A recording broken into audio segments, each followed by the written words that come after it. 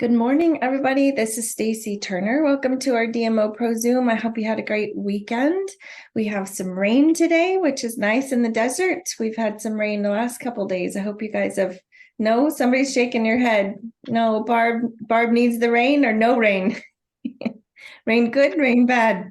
We need lots of rain. We haven't got any. We got one night.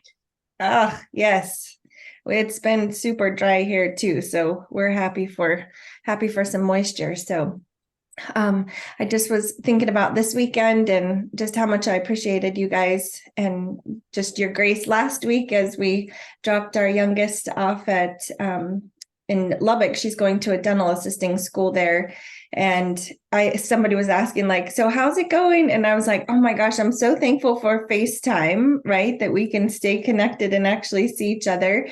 And we FaceTimed almost every day. But I would say the anticipation of the move was way worse than like the goodbye and kind of this week so far. So I don't know if it was like it was like one more month, 2 more weeks, 3 more days. And then I think that made it worse, but it's been good. She's doing good. And it's been a great transition for her. So thank you for your patience. And I hope you guys went back and listened to that call that I had put in for you, or I guess it was a podcast.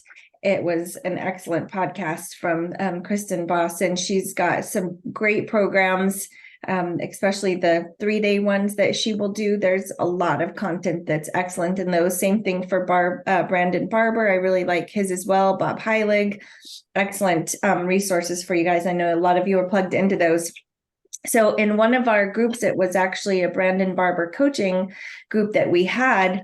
Dr. Roberto had commented with this, and I thought there's some brilliant messaging in this that I kind of wanted to dissect with you guys.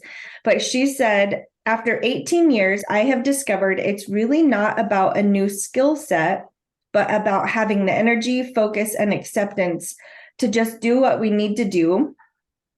Not all perfection, but just showing up. Acceptance over judgment and appreciation over expectation. And then everything is so much easier. My question is, does the next shiny object, program, or theory really work? Or is it you and me intentionally shifting that, or internally shifting, that gives us lasting results? So I wanted to kind of like break this down because I really thought there was a lot of really good wisdom in there and some great questions to get us thinking. So for one, she's been in the company for 18 years. So Dr. Roberto, if you're listening, we love you. We've always loved you. We appreciate your wisdom and your knowledge that you imply to us, and all of the lectures that she's done. She's fabulous. So 18 years and being a full-time, or a doctor in practice, like there's some greatness to that, right? So she's saying the first thing she's discovered over time, so 18 years of ups and downs, business, people coming and going out of her business, right? Her doing her own activity, growing to national marketing director, that it's really not about a skill set, but having the energy, focus, and acceptance to just do what we need to do what we know we need to do. So let's call that our DMO, right? Like we know we need to talk to new people, follow up with people, have conversations, connect with our customers, all of the things. So it's having the energy, focus, and acceptance to just do what we need to do. So let's just talk about the energy component of that. When she's talking, and or I'm guessing what she's talking, what I would understand that to be is sort of the mental clarity to be able to do that. If I don't have energy to do something, why is it? If I'm not giving something attention or time, is it because I don't really believe in it? I don't really, want to take the time. I don't really enjoy it. Is something else draining my energy or taking my time away that I'm not able to prioritize that? Is there just the energy, the conversation, the connections I have? Am I in a bad space mentally? That can be our mindset, can be the energy that we walk into conversations with, right? That we walk into meeting new people. what might keep us from having the energy that we want to walk into conversations much stronger and definitely more confident. So having that energy at the right place is important, and being able to monitor that and recognize it for yourself. If I'm in a negative, overwhelmed state, like Marcia just said, is that the best time for me to get on the phone? Even showing up, posting on Facebook, like, it's a weird thing. Like, energy transfers through, like, we're connected people, we're connected, souls, and there's an energy transfer that happens definitely face to face, but even, the way that you're going to type something out, how that is going to be received or shared, it is affected by the energy level that you put it out there with. And so, just watching, where are you at during the day? What's your energy level? If you're like, I have no time at all to do this, but I've got 30 minutes at 9:30 at night, right before I go to bed, and you're drained from that day, it's going to be hard to show up in the conversation the same way you could at a time of day where you're just more on point and you feel like you've got more of a chance to just really be in the moment of the conversation, and you feel more energy, right? So even the rhythm of your day can make a difference with that. What energy are you showing up? And then really just looking at what's blocking that, what's hindering that, what's holding it back, where's your mindset in that? If you're not in a good place, what do you need to get to be there? What can you do on a daily basis that helps remove that stress, whether it's go for a walk or take a bath, or, what is it that you're doing to kind of plug in that energy again? Maybe it's feeling in isolation from your team. If you don't have a team that's near you, if your upline is far away and you're just kind of feeling disconnected from that, how can you plug into what they're doing to where you start being a part of the conversations they're having and a part of the events that they're doing, even if they're online, to where you're feeling the energy of that community? What about bringing in other people in your community that you actually live in that are doing Juice Plus? Maybe they're not on your team. Maybe you're, whoever it was that kind of organized those events left, and it just kind of feels like, who's in charge here? And nobody's really getting events together. Be that person, step up and bring that community back together. So thinking about that energy as you're walking into your work week. And then what about like your focus? I think it kind of connects together, but what time do you give your business, and what's the level of focus within that? Sometimes working from home, it's easy to get up and go do dishes. Then I do a call. Then the washing machine sings a little song and tells me all the clothes are ready. So then I'm like, oh, I gotta go do the clothes. And then, oh, something else distracts. Oh, somebody knocked on the door. So distractions that keep you from being focused. Even my phone, things popping up and messaging happen.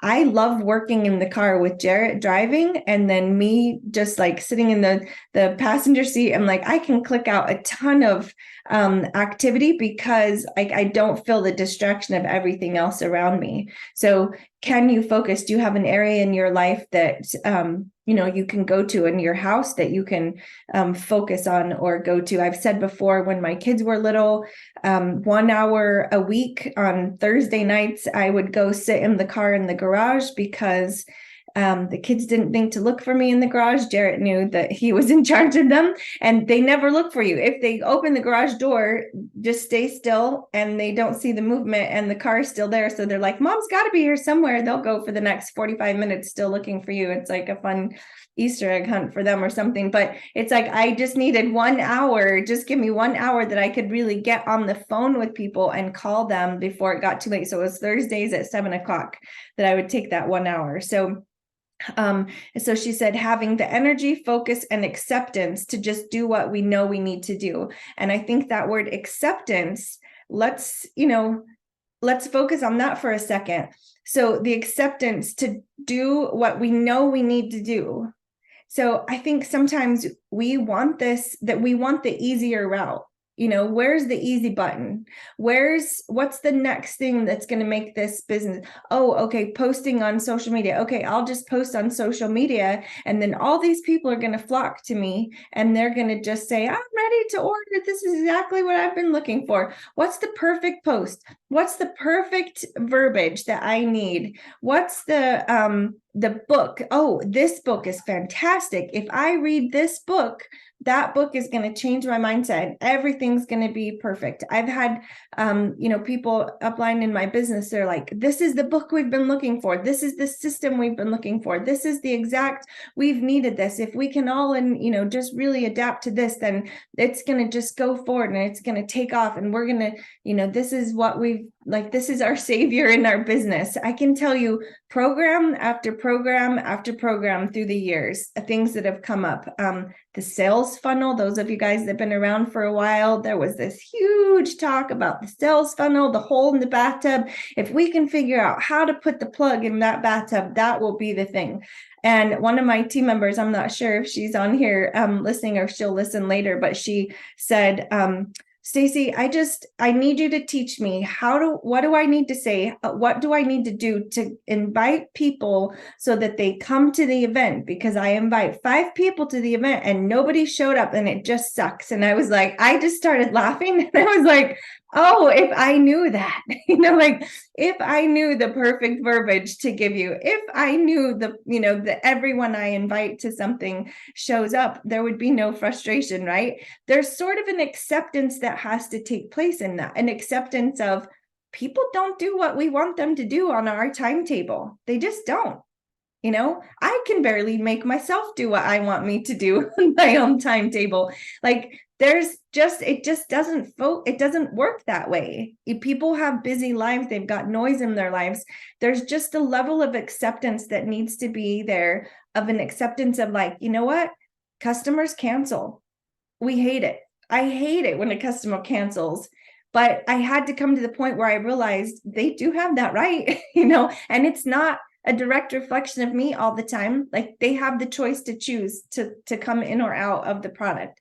So an acceptance of that, an acceptance of their team members that don't want to get to QSC. What? They don't want to get to sell. Are you kidding? Why? Why wouldn't you want the most money back? Why don't you want to be QSC? They're fine being Partner Plus. They're okay with that. They don't want to plug in.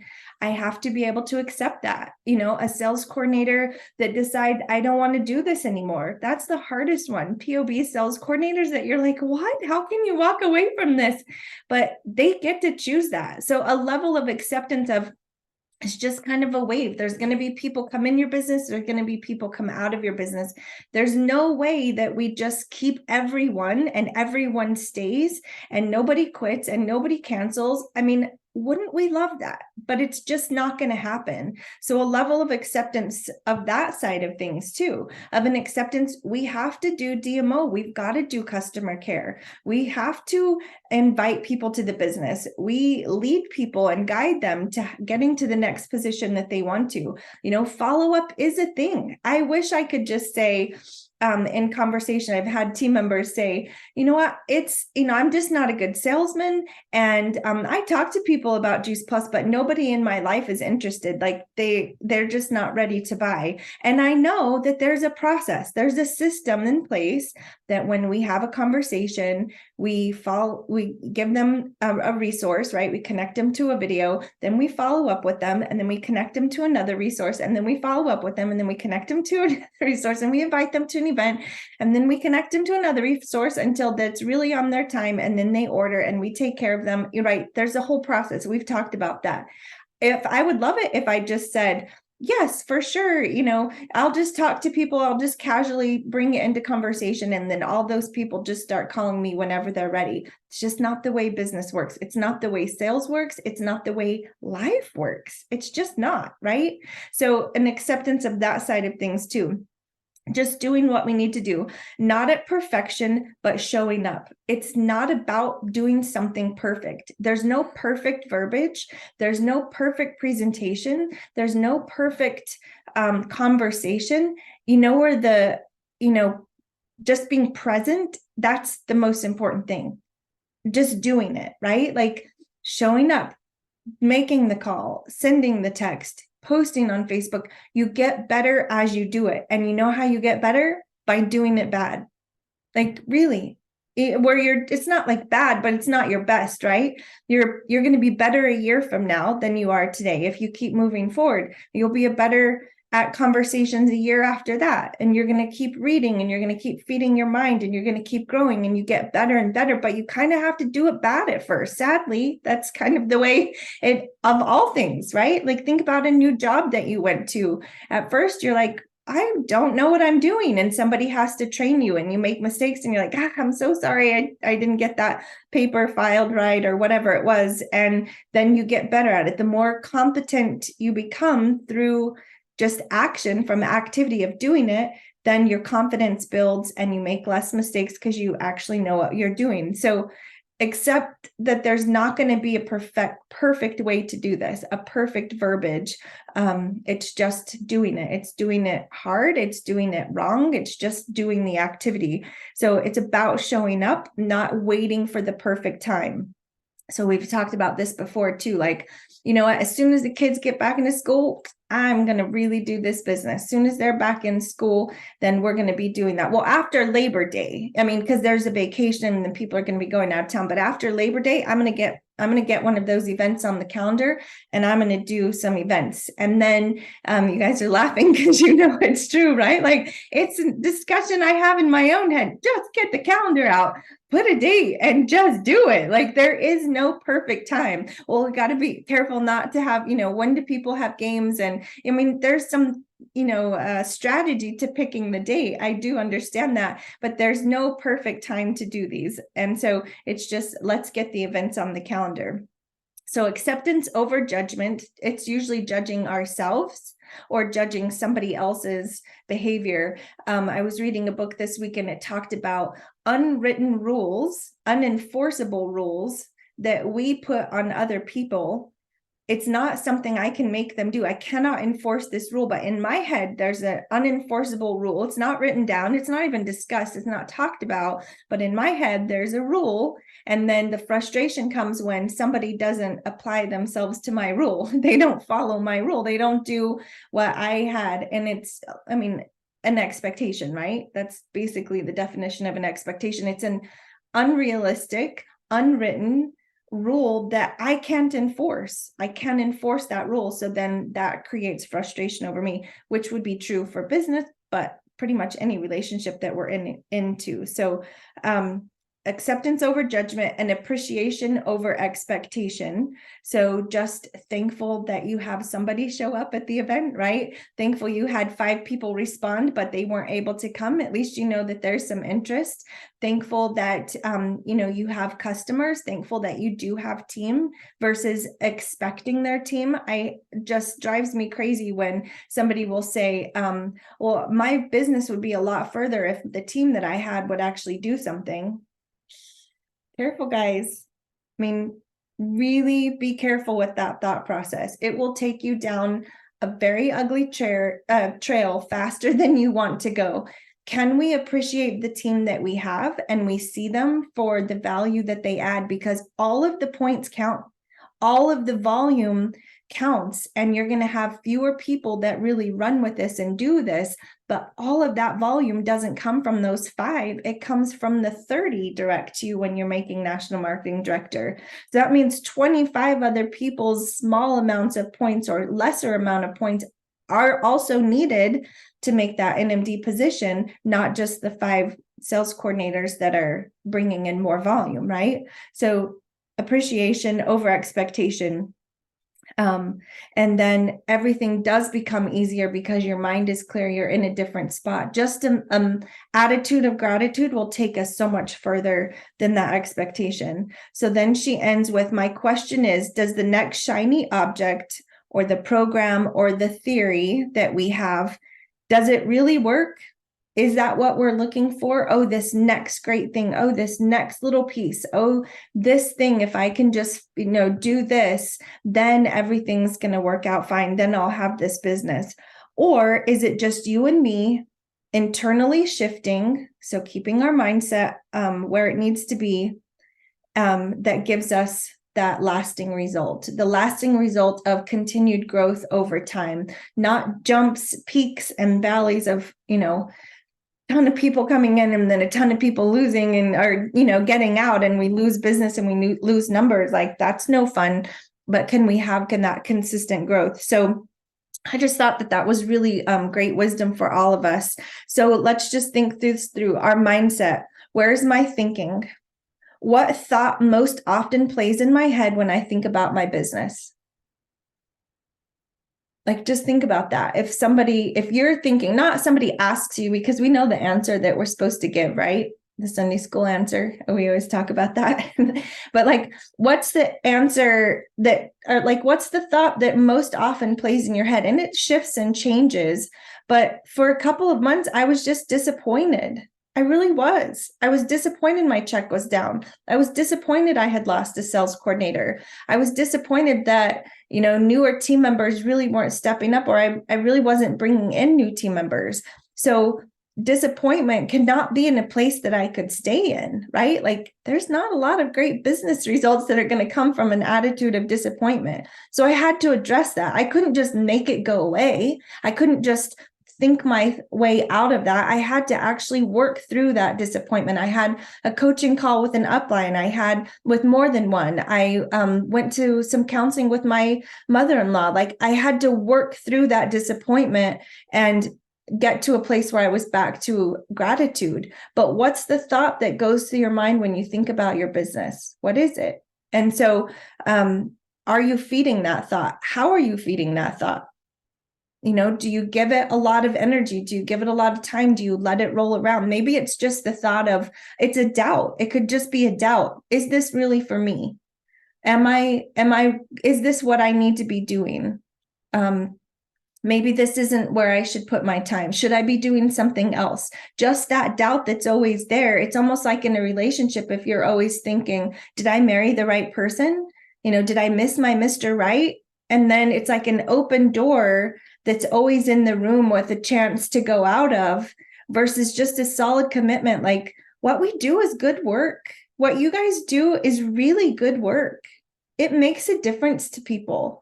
It's impacting their life in ways that you may not see right now. You don't always get to see the results of that long term. I mean, you're thankful that you have this, right, in your life. Like, we got to come from that understanding, that knowing, that confidence. I'm in the right place at the right time, and I'm going to stay here. I'm going to stay and keep and continue on through the hard, because it's an up and a down, and there's going to be a mountaintop. There's going to be a higher rise soon or at some point, and I'm going to just keep working until I get there, and then the valley will come again. It's just part of life. Okay, so what are we allowing to go through our mind that we keep feeding? Let's move to skill set. Like in that podcast, she talked about, this is a new time in history. It's just different. 2020, we got a ton of customers. I did. I stayed in activity doing events, even if it was online. People were like shocked that, all about health, and they were worried about their immune system. Now they were alert to it. And they're like, oh yeah, Stacy had said this. And like, I was giving resources, and I was being somebody that was giving, current information. I got a lot of customers, not as many team members, but I got a lot of customers. And then even through 2021, but there was something that happened in our specific business with Juice Plus that I think was sort of a detriment to us. It was like a perfect storm. I won't say detriment, but I'll say perfect storm. Our comp plan changed 2020. Who would have known? Like, how could they have known that there was going to be this pandemic? Oh, and let's put this comp change, all at the same time. Our points changed. Our titles changed. The first rollout of that compensation plan, I looked at it and was like, oh my gosh, this is hard. Like, it was difficult. Remember, we had households, and we had just like, I forget what the word they were saying. Like, if somebody was a partner plus, they weren't just a partner plus, they had to have so many active orders underneath them, and you had to have so many of those active orders underneath somebody who was a QSC. Like, it was complicated, and they rolled those back 3 different times to get it closer to the rules, if you will, that we do now, which is, it is back to, I would say, the more simpler way of getting to promotions and it's not as complicated. But if somebody was in it at that time, and you have the turmoil of COVID and the turmoil of the, mental capacity it just took to function well in that time period, plus all the compensation plans, I know for us as leaders, that was overwhelming. It was like trying to put out fires and like understand and teach that and like really keep everyone engaged, when it just felt like, this is too complicated, I'm out. And so we had a lot of team members that really just felt that way. It's too much. Their commitment wasn't in it and they left.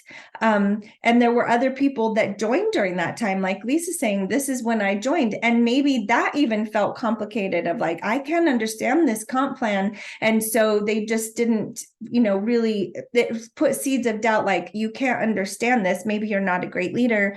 Can you actually get somebody to QSC? Kind of, it just gave that struggle within that. I'm not saying that was all companies. I don't know what they were doing. I'm just recognizing that that's where we were at, right? But we're in a different time now. We're not 2020. We're not 2021. 2022 is kind of where I saw things drop. Like, it was like, wait, what?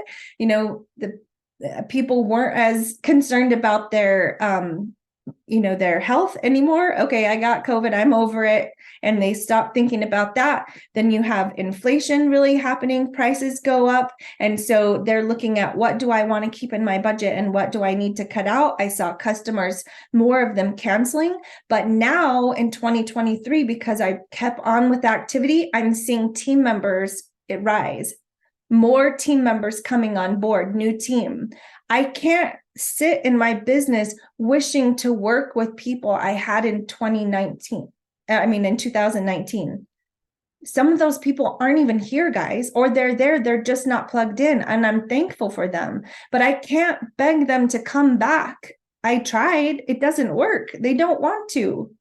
Someday maybe, but I can build new team. And this new team they're the fun. Like, it's fun to have new team members.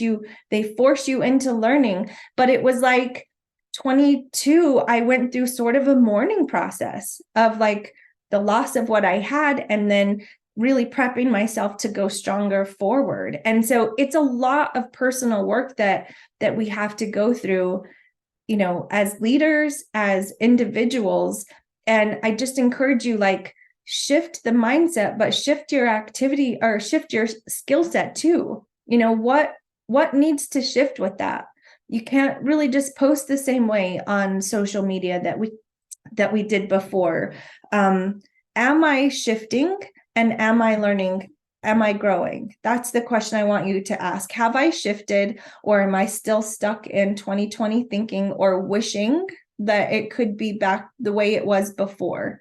I've been through all of those, stages. And I think that that's super normal. It's just kind of not something that's talked about much.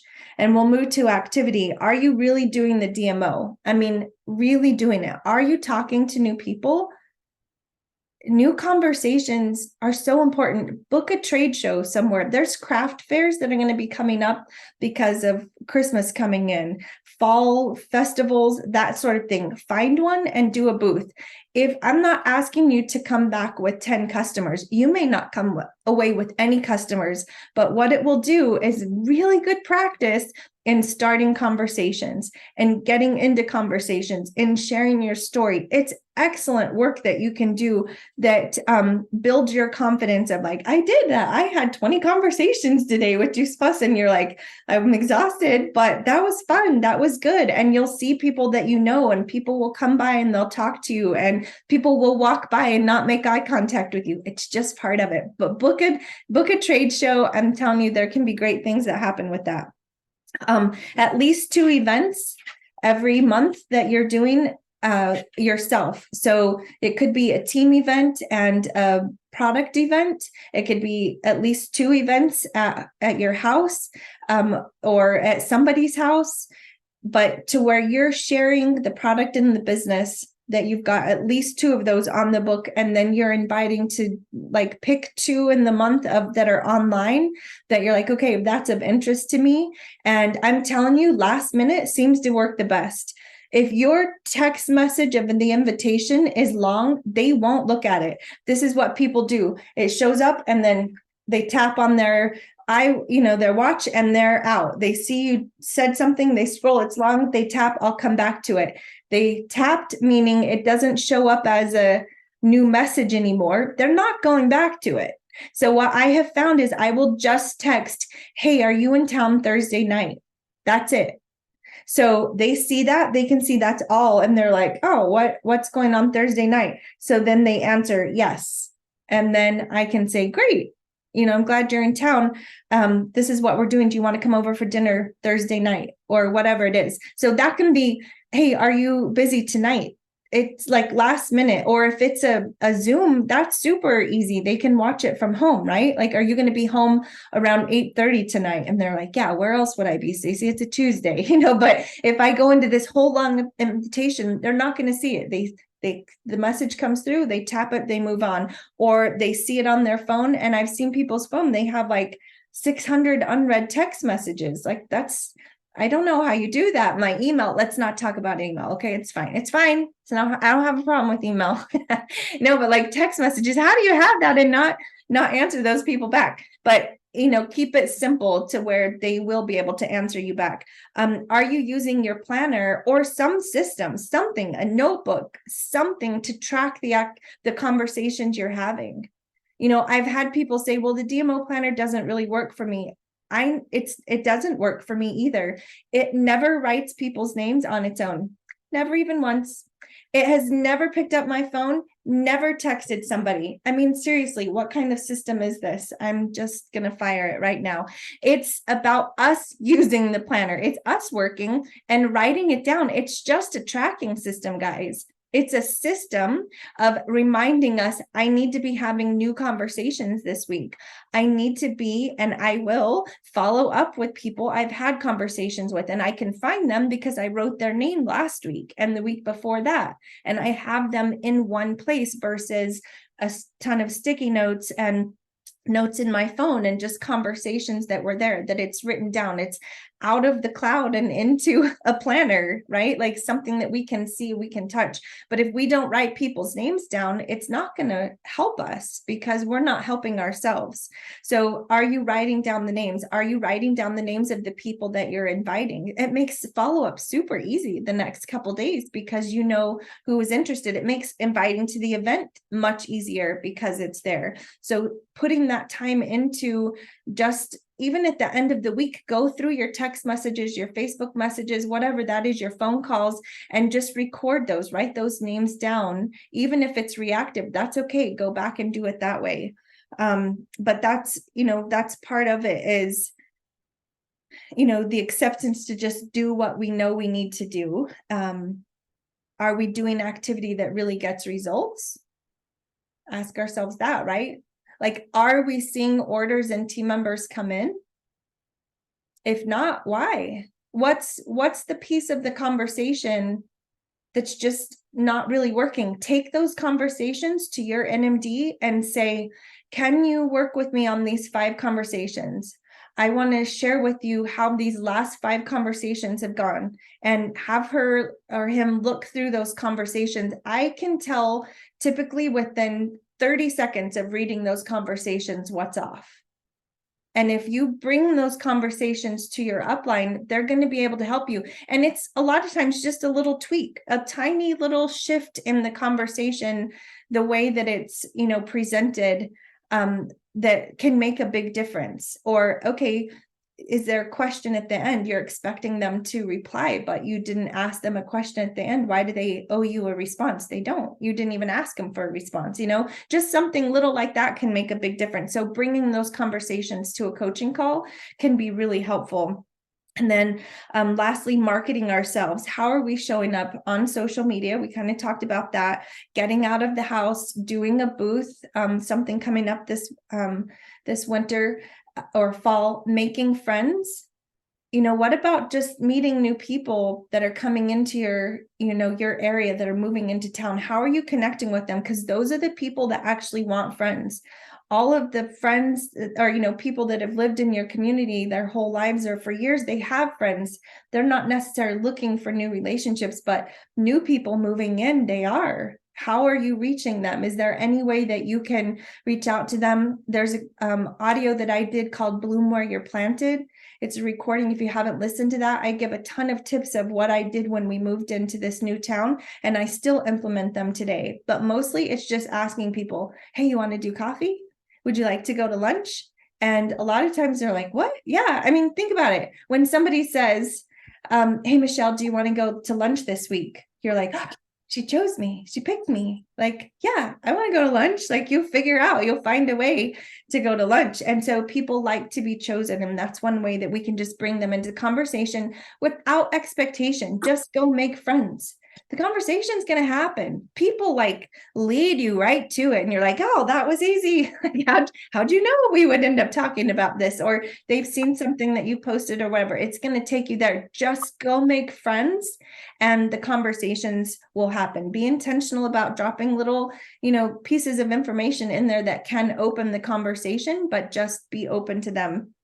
And then do you recognize the open door when opportunities are there? Are you, you know, connected enough into the conversation? Are you distracted, or are you there to recognize, oh, okay, I hear this need that they have, this financial need, you know, or social need, that I'm going to step into this. I'm going to intentionally take the conversation there and then just boldly ask the questions. So that's what I had for you guys today. I would love to know, we've got a couple minutes here. Does anything come to mind? Anything that stood out to you? Something that's happened this last week with you that kind of reinforces what we're talking about? Just anything you want to share. And just a reminder, you guys are muted. So unmute yourself if you want. So I just wanted to add, this was perfect for this week, but add to it, I was on a call last weekend, last Friday, and someone else had hopped on sharing, it was like a sideline buddy, and talked about when you're thinking these things, like she had us pick something that is stale in our life. That's kind of working that, and very similar to this. So and her thinking was like, okay, what can you change up around that? How can you just shift it? Like, for example, me in particular, it was where I am with my team. It's not that my team is stale. It's like, I haven't really taken the time to really intentionally build. So what can I do to create fun and excitement? I've been doing this for 15 years now. So it's like, how can I make it fun and exciting? And it came down to the fact of, in my office, I've got this closet of stuff, old Juice Plus stuff, it's like, okay, just clean it out and start fresh, start new. What are some new fun things I can think in order to, and I mean, they were kind of not related, but kind of related. It's something that's always in the back of my head that's there. Not that I'm going to take a ton of time and clean that closet all the time because I got to get to work. But even that just started me thinking of fun, new, shifting, like what's a different type of event we could do? How can I make it fun? Have people over swimming, or just hang out by the pool, or, you know, just get together. So anyway, just wanted to add that piece of how can I get rid of that staleness and create a new spark. I love that, Michelle. What if it's even kind of the thought process of what made you fall in love with your spouse? You know, you've heard people talk about that. Yep. And then, you know, 20 years later, you're like, we don't enjoy each other or whatever. Do you do any of the things you did before? You know, what if you went back and you started doing some of those same things? Like, what made you fall in love with Juice Plus? What were you excited about at the beginning? Can you revisit that first love? You know, when you were falling in love with this business, what had you so excited? You know, what was it that fueled you? Conference? I mean, those are huge. Like, there's huge belief building things that happen at conference. We got to be there. There's, right. You know, it's coming up in a couple of months. Like, we need to be there. Maybe you could show us, like, take pictures of your vintage Juice Plus stuff. Don't throw too much of it. It's kind of cool to have some of those old things. It is, yeah. There's like even nutrition detective stuff. I have a whole box full of red light, green light, nutrition detectives, squirt guns. Yeah. Find a moms group that's in your area, a MOPS group, and ask them if you can be the speaker. Trust me, as somebody who organizes a group like that, if somebody comes to me and is like, I have this passion or this skill set, can I speak? I'm like, yes, please come speak for us. So that, take what you guys have learned and then how do you bring it into the community? That's a great one too, Michelle. Thank you. Excellent. Thank you. Yep. Anyone else?